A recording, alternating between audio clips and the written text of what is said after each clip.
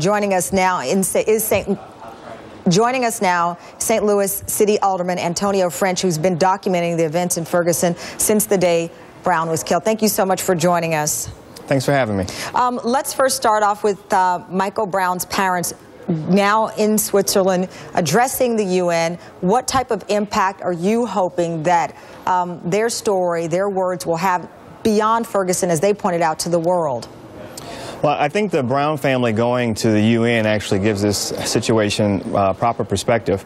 Not just the incident that happened to their son, which we're awaiting the grand jury to decide on, but also the response we saw in the days following to the protesters and the African-American community that was upset.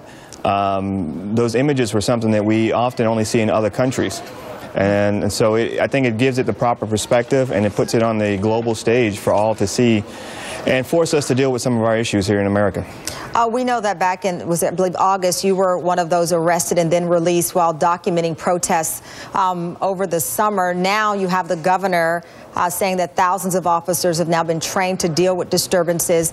The National Guard will be on standby.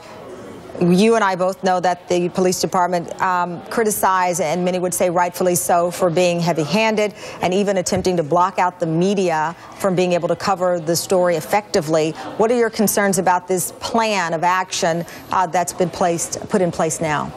Well, I hope that we, as a community, as a city, as a state, learn from the mistakes we made back in August. And that heavy-handed response from police in those days following the killing of Michael Brown in many ways made the situation worse. It escalated the situation and it provoked violence.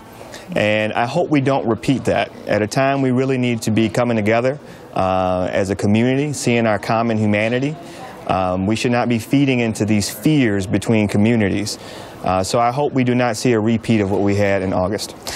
You do have, though, some store owners who are boarding up their windows. We've seen them prepare for worst-case scenarios. Since you are a city leader and alderman, what are you saying to residents to reassure them that lawmakers are trying to pull this together and work with police, despite, as you pointed out, the bad history, quite honestly, with the community and the police in the past?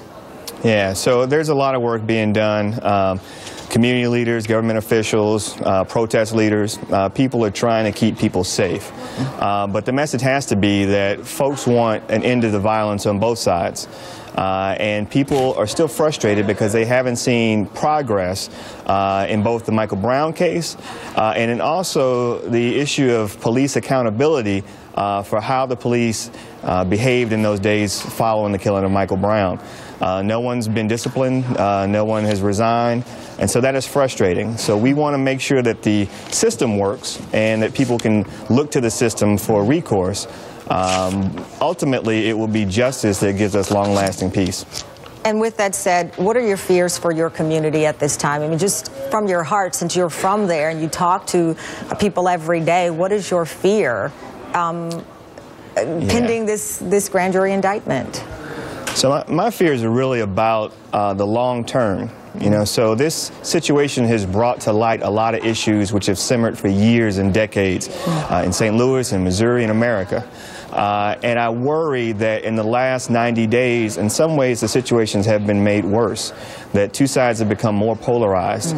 And so we have to get through this crisis so we can start doing the hard work ahead of us, which is healing this community and truly making this one community where everyone feels equal and protected under the law. Alderman French, thank you so much for your time. We greatly appreciate it. Thank you.